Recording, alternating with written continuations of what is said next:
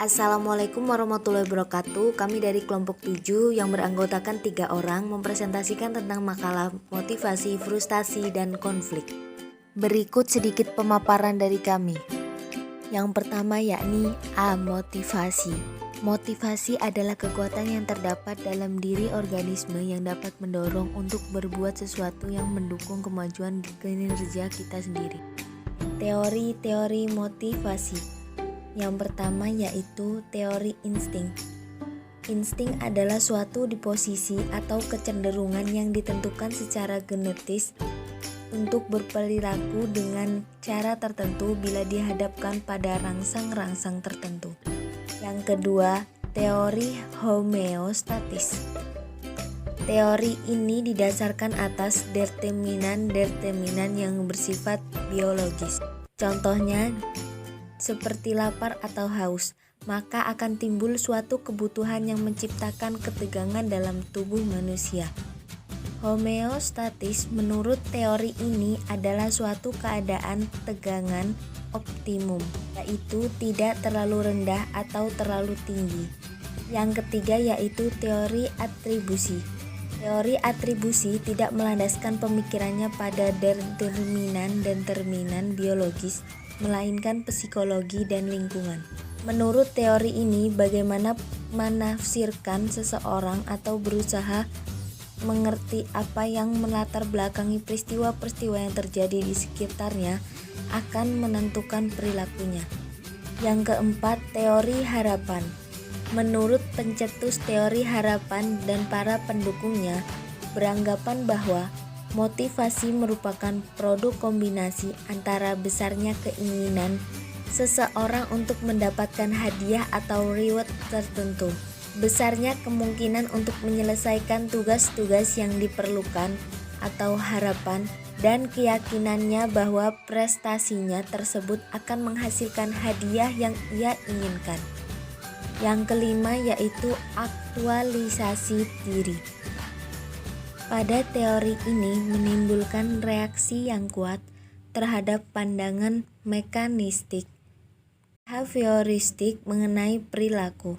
Reaksi ini tercermin dalam pandangan yang bersifat kognitif humanistik yang dicetuskan antara lain oleh Carl Rogers pada tahun 1902 sampai 1987 dan Abraham Maslow pada tahun 1908 dan seterusnya. Berdasarkan berbagai studi kasus yang pernah dilakukan oleh Maslow, penulis suatu teori motivasi yang ia susun secara hierarkis. Pada tingkat yang paling bawah dicantumkan sebagai kebutuhan-kebutuhan dasar yang bersifat biologis. Kemudian pada tingkat yang lebih tinggi dicantumkan berbagai kebutuhan yang bersifat sosial. Pada tingkat teratas dicantumkan kebutuhan untuk mengkualifikasi diri. Selanjutnya C. Frustasi. Frustasi adalah sebuah rasa kecewa atau jengkel karena tidak tercapainya dalam pencapaian tujuan seseorang. Frustasi dapat diartikan juga sebagai sebuah kondisi terhambat dalam mencapai suatu tujuan. Dalam hal masalah, ada beberapa macam masalah yang biasanya dihadapi oleh sebuah kondisi seperti ini. Yang pertama, masalah fisik. Yang kedua, masalah sosial. Yang ketiga, masalah pribadi. Itulah tadi presentasi dari saya. Selanjutnya yang akan dilanjutkan oleh saudari Nurul Aini. Bismillahirrahmanirrahim. Baiklah, sebelumnya terima kasih kepada moderator sudah memberikan waktu kepada saya untuk menjelaskan sedikit tentang motivasi, frustasi, dan konflik. Perkenalkan, nama saya Nurul Aini, NPM 20110200142. Di sini saya akan melanjutkan presentasi yang rekan saya sudah sampaikan. Langsung saja. D. Teori frustasi. Ada dua jenis teori frustasi, yaitu satu, teori dampak frustasi yang bentuknya baik. Ada beberapa teori dari dampak frustasi yang bentuknya baik, diantaranya A. Pergerakan dan penambahan kegiatan. Contohnya, karena mendapat rintangan dalam usahanya. Yang B. Berpikir secara mendalam disertai wawasan jernih. Setiap rasa frustasi memang memberikan masalah. Yang C. Resignation atau tawakal, pasrah pada Tuhan. Menerima keadaan dan kesulitan yang dihadapi dengan perbuatan yang rasional dan perbuatan ilmiah. Yang D. Membuat dinamika nyata suatu kebutuhan. Kebutuhan-kebutuhan bisa mengalami lenyap dengan masing-masingnya. E. Kompensasi atau substitusi dari tujuan. Kompensasi adalah usaha sebagai mengimbangi kegagalan dan kekalahan dalam satu bidang. F. Sublimasi adalah usaha sebagai mengganti kecenderungan egois. 2. Teori dampak frustasi yang bentuknya buruk. Ada beberapa dampak frustasi yang bentuknya buruk. Di antaranya A. Agresi adalah kemarahan yang meluap-luap dan mengadakan penyerangan kasar karena sebuah kondisi mengalami kegagalan. Yang B. Regresi adalah kembalinya sebuah kondisi pada pola-pola primitif dan kekanak-kanakan. Yang C. Fixity merupakan suatu respon sebuah kondisi yang selalu melakukan sesuatu yang bentuknya stereotipe, adalah selalu memakai cara yang sama. Yang D. Pendesakan dan kompleks-kompleks terdesak. Pendesakan adalah usaha sebagai menghilangkan atau menekankan rasa tak sadar beberapa kebutuhan. E. Rasionalisme adalah cara sebagai menolong pribadi secara tak wajar atau taktik pembenaran pribadi dengan jalan membuat sesuatu yang tak rasional dengan tak menyenangkan. F. Proyeksi. Proyeksi adalah usaha melemparkan atau memproyeksikan kelemahan perbuatan-perbuatan pribadi yang buruk pada sebuah kondisi lain. G. Teknik anggur masam. Usaha memberikan atribut yang jelek atau buruk pada tujuan yang tak bisa dicapainya. H.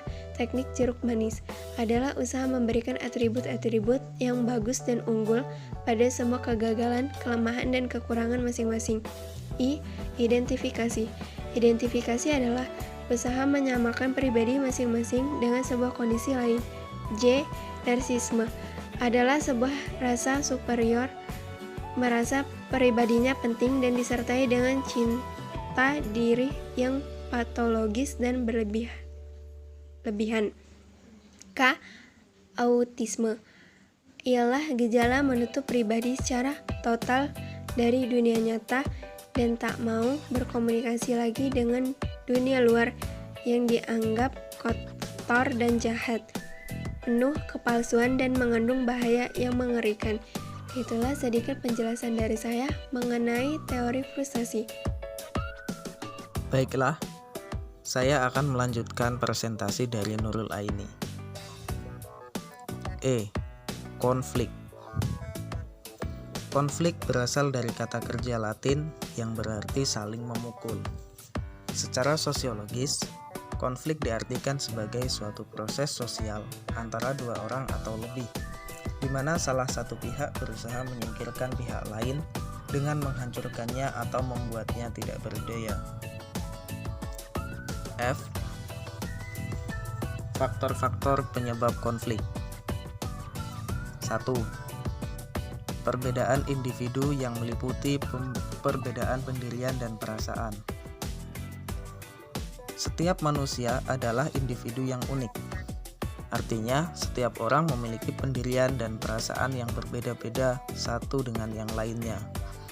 Perbedaan pendirian dan perasaan akan sesuatu hal atau lingkungan yang nyata ini dapat menjadi faktor penyebab konflik. 2. Perbedaan latar belakang kebudayaan sehingga membentuk pribadi-pribadi yang berbeda. Seseorang sedikit banyak akan terpengaruh dengan pola-pola pemikiran dan pendirian kelompoknya. Pemikiran dan pendirian yang berbeda itu pada akhirnya akan menghasilkan perbedaan individu yang dapat memicu konflik. 3. Perbedaan kepentingan antara individu atau kelompok. Manusia memiliki perasaan, pendirian maupun latar belakang kebudayaan yang berbeda. Oleh sebab itu, dalam waktu yang bersamaan, masing-masing orang atau kelompok memiliki kepentingan yang berbeda-beda. G. Jenis-jenis konflik. Jenis-jenis konflik antara lain 1. Konflik antara kelompok-kelompok sosial. 2. Konflik kelompok terorganisir dan tidak. 3. Konflik antar satuan nasional. 4. Konflik antar atau tidak antar agama. 5. Konflik antar politik. Berdasarkan akibat yang ditimbulkan dari tindakan yang dilakukan, seorang psikologi sosial terkenal membedakan 3 macam konflik, yaitu 1. Konflik approach, yaitu apabila dua kebutuhan yang muncul bersamaan keduanya mempunyai nilai positif bagi individu. 2. Konflik approach avoidance, yaitu apabila satu kebutuhan yang muncul mempunyai nilai positif dan negatif sekaligus bagi individu. 3. Konflik avoidance, yaitu apabila kedua kebutuhan yang muncul bersamaan semuanya mempunyai nilai-nilai negatif bagi individu. 4. Konflik multiple approach avoidance, yaitu apabila muncul lebih dari dua kebutuhan yang mempunyai nilai-nilai positif dan negatif sekaligus bagi individu. Kuat dan lemahnya konflik bagi individu tergantung dari berbagai faktor sebagai berikut. 1. Bobot kebutuhan-kebutuhan yang timbul. Bila kedua-duanya sangat penting, maka konflik yang terjadi akan semakin kuat. 2. Waktu tibanya insentif. Makin dekat jarak datangnya insentif, makin kuat konflik terasa. 3. Biasanya konflik avoidance terasa lebih kuat dibanding konflik approach, terutama bila insentif masih jauh, maka sebaliknya lah yang terjadi. 4. Besarnya insentif. Semakin besar insentif akan semakin kuat konflik yang dirasakan.